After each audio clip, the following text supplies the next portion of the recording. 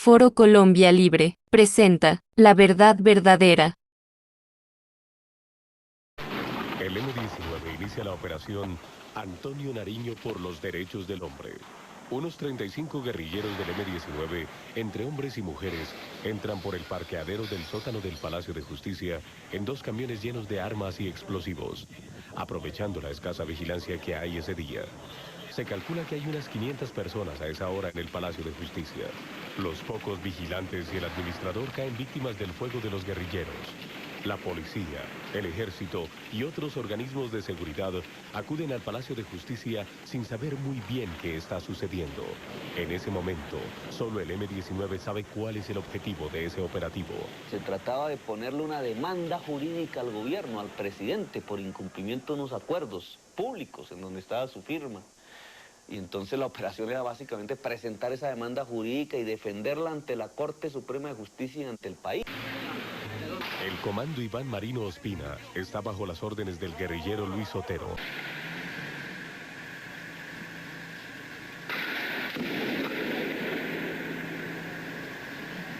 Los guerrilleros se mueven por los 4 pisos del edificio y buscan a los principales magistrados para tomarlos como rehenes.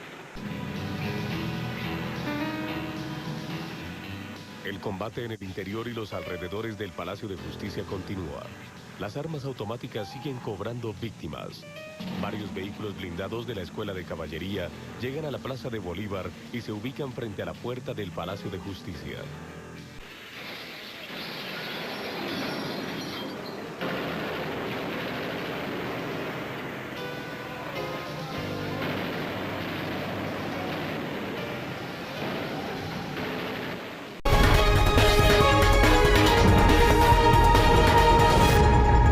En noviembre de 1989, a las 7 de la mañana, 4 minutos, la torre del Aeropuerto Internacional El Dorado autorizó el despegue del Boeing 727 de Avianca con 101 pasajeros y 6 tripulantes a bordo. El avión decoló rumbo a los cerros orientales y viró después hacia el sur de Bogotá para tomar la aerovía hacia Cali. La última grabación que tiene el registro de la caja negra es la voz de la jefe de cabina diciéndole a la tripulación que si les preparaba sándwiches con café. A las 7 de la mañana con 16 minutos, la conversación se cortó abruptamente. El silencio fue sepulcral. Minutos después de haber despegado del Aeropuerto Internacional El Dorado, el HK-1803 pasaba por este punto a unos 3.000 metros de altura. Fue en ese momento en que activaron los explosivos. Los pedazos del avión cayeron en segundos sobre el Cerro Canoas del municipio de Soacha. Un atentado macabro. Días después del atentado, cuando Pablo Escobar volaba al edificio del DAS, el gobierno del presidente Barco reconocía que detrás de la tragedia del avión de Avianca había manos criminales. Y en los tanques de combustible del plano derecho del avión existe la evidencia de pequeños elementos que a muy fuerte presión y velocidad fueron expulsados por la explosión.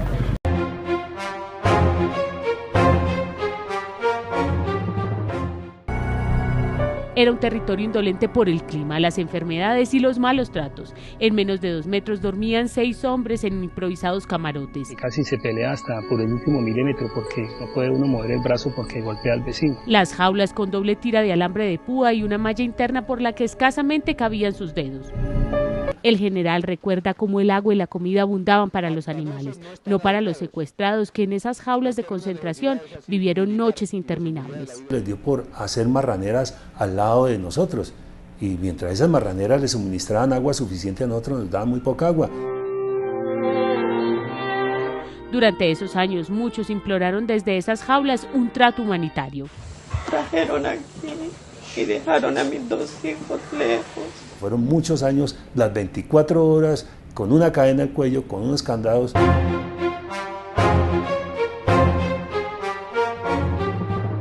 Según estadísticas de la UNICEF y de la Defensoría del Pueblo de Colombia, hay entre 10.000 y 13.000 niños combatientes en los grupos irregulares, muchos de ellos menores de 15 años.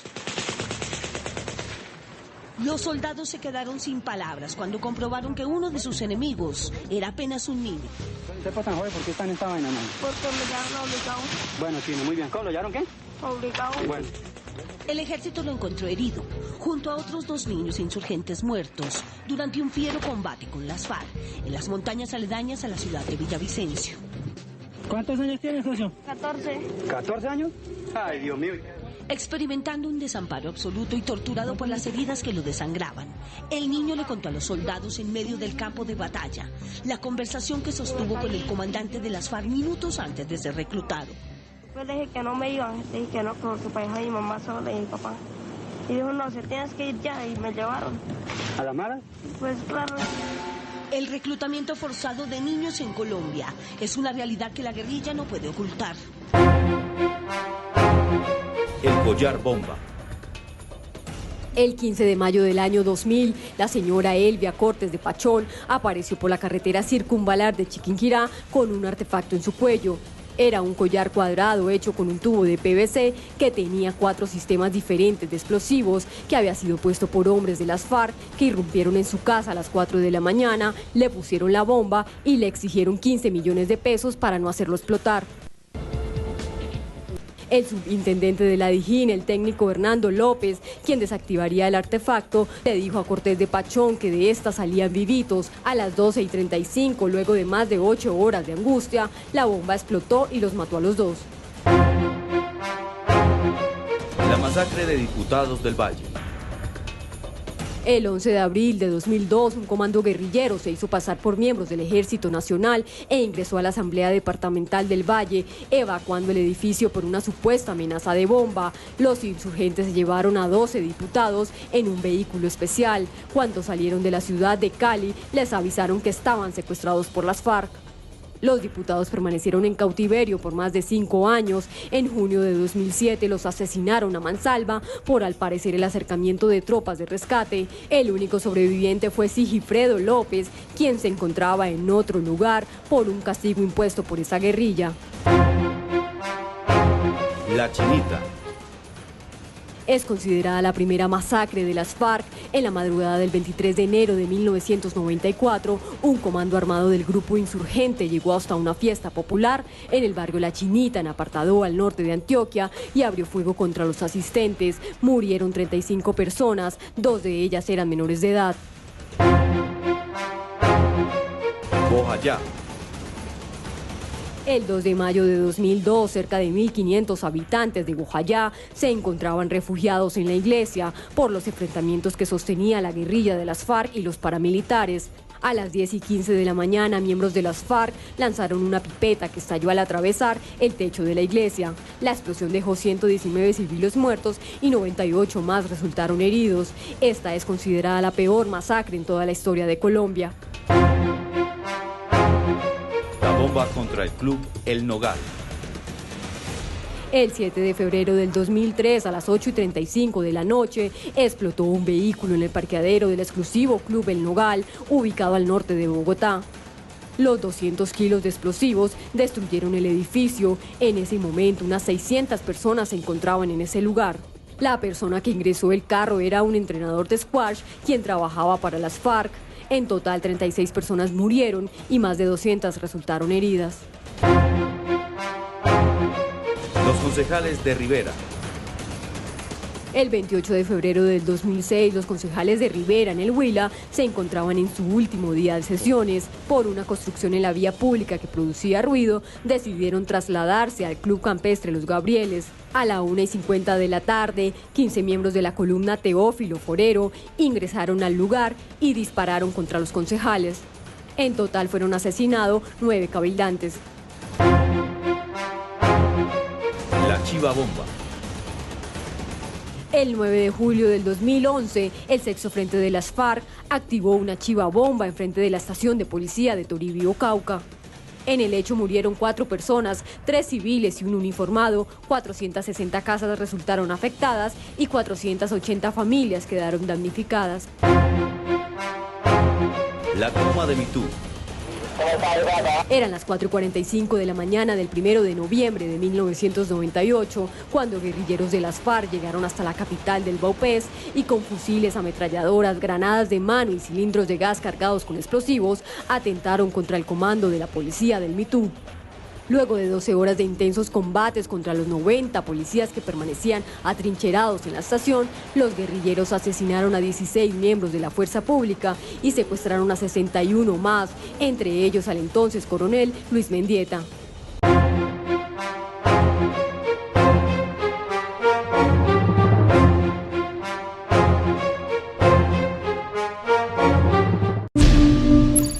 tienen la culpa los que los reclutaron, porque se los reclutan y los llevan para allá, para mirar un muerto.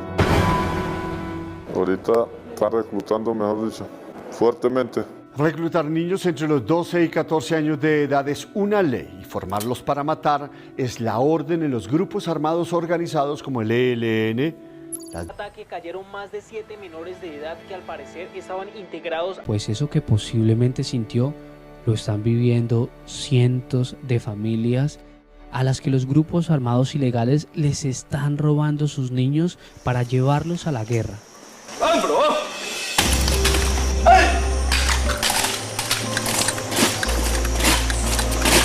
Los detalles de cómo se los llevan, qué hacen con ellos o quiénes dan las órdenes serán revelados por estos dos confesos reclutadores que accedieron a contar sus más aterradores secretos. Alias Pedro. El nombre es alias Carlos. Yo tengo 23 años, pertenecía al grupo del ELN. Me llevaron reclutadamente. Hacían los trabajos de inteligencia, extorsiones, reclutaban a los muchachos, niños. Para reclutarlos tienen dos modalidades, engañar y obligar, ambas despiadadas. Yo como soy más parlamentario, yo me le metí el seno. Yo trabajo con una empresa en Arauca, gano mucha plata y vámonos para Arauca y allá usted, cada mes está viniendo de Arauca, todos los meses, 2 millones de pesos. Se viene, le dan permiso hasta 10 días, 15 días. No, cuando llegan allá, interno para adentro, sí. Lo llevan a uno y le mandan razones a la familia. Que esté tranquila, que él está bien, pero nunca lo dejan hablar uno con la familia, nada. Tiene uno que olvidarse de la familia.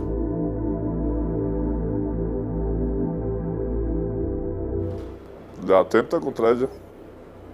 Para poner un disparo o algo. Un disparo o si no los amarran. Se los llevaban de pequeñas ciudades o municipios a espesas selvas, donde nadie aparte de sus verdugos o compañeros los volvían a ver. Debajo de esos enormes árboles, en diferentes puntos de Colombia y Venezuela, pasaban el resto de su vida. Entrenando para matar, reclutar o literalmente poniéndole el pecho a las balas que iban para sus comandantes. Si usted a la derecha ya llega y lo amarran. Y está hasta 8 días, 10 días amarrado en un palo ahí. Con una cadena aquí, la mano y la cabeza. Así. Cuando había presencia del ejército y se iban a dar lo más siempre los chinos menores de edad eran los que iban adelante. Los que tenían 13, 14, 15 años eran los que iban adelante. Para poner a estos niños como carnadas del ejército y defender a delincuentes viejos como el Paisa, Santrich, Otoniel, Gentil Duarte u otros de segunda línea, estos grupos armados entrenan a los menores en exigentes cursos de fuerzas especiales en Venezuela. Allá el ELN y la disidencia crearon su casa, un fortín, protegen a sus líderes y comparten sus conocimientos criminales. Corea, Santrich. De esperanza en la paz con justicia social. Ahorita están reclutando, mejor dicho, fuertemente. Pues yo hice un curso allá de fuerzas especiales y eso es muy duro, esa vaina allá. Eso, las mujeres lloran, allá hay bastantes menores de edad. Nosotros como guerrilla del ELN haciendo presencia y estaremos hasta la victoria siempre y no nos iremos nunca del departamento de Arauca. La guerra en el Arauca continúa y se multiplica la violencia. Masacres en el territorio desde enero de 2022 han avivado un conflicto que reparte amenazas a la población civil. Y lo peor, que entre ambos grupos guerrilleros, las FARC y el ELN, descaradamente asesinan a diestra y siniestra a gente inocente. El 17 de abril de 2022, el departamento de Arauca vivió un nuevo episodio de horror, protagonizado por el ELN. Según el comunicado público que este grupo criminal dio a conocer, aseguran ser los autores del asesinato de 2 niños y 4 adultos, y al menos 5 heridos, según ellos, por un error de guerra. Después de 2 adultos y 2 menores de edad producto de error de guerra. Ese 17 de enero fue un día de gran dolor, en lo más profundo de nuestro corazón. Pero también fue un día donde se evidenció la solidaridad, el apoyo y la fortaleza que nos dio el pueblo colombiano. El 17 de enero de 2019, 22 jóvenes con edades entre los 18 y 23 años fueron asesinados. Ellos eran estudiantes, cadetes de la Escuela de Policía General Santander, ubicada al sur de Bogotá. Fallecieron como consecuencia de la activación de un carro bomba, 9:23 de la mañana. Estos jóvenes estaban becados por el gobierno de Estados Unidos, eran deportistas de alto rendimiento, sobresalientes, que venían de varias regiones del país. Su sueño, convertirse en oficiales de la Policía Nacional.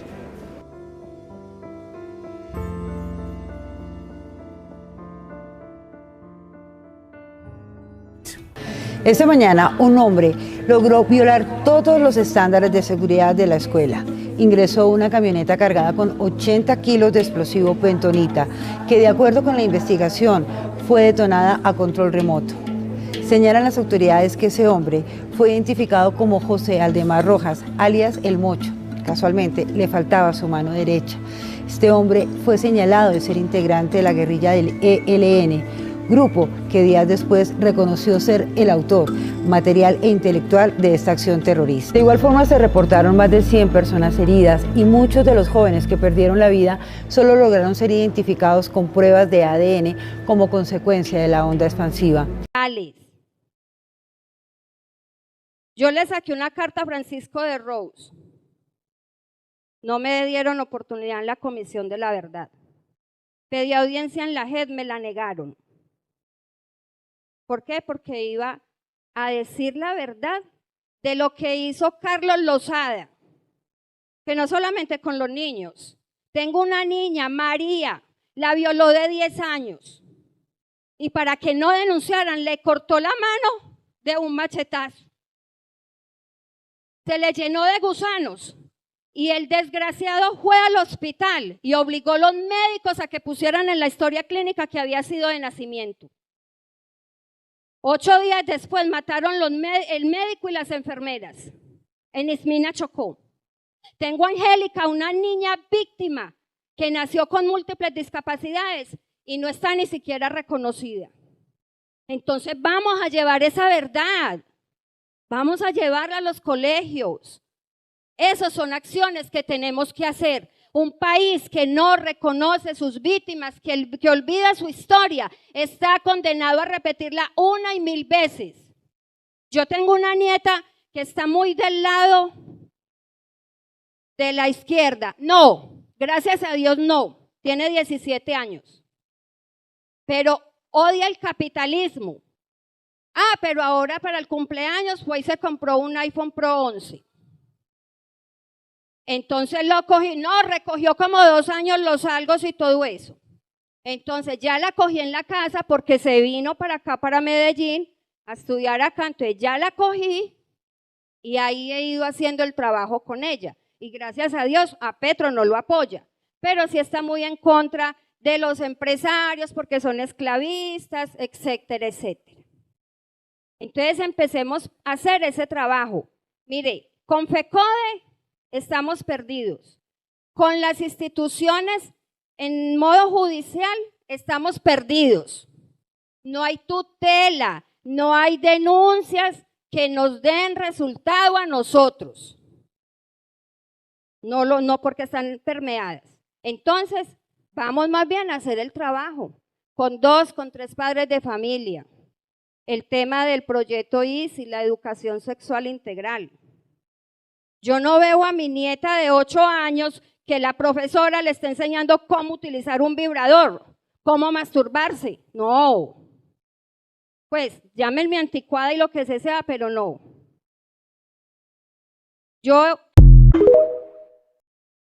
Colombia no puede seguir siendo un país sin memoria.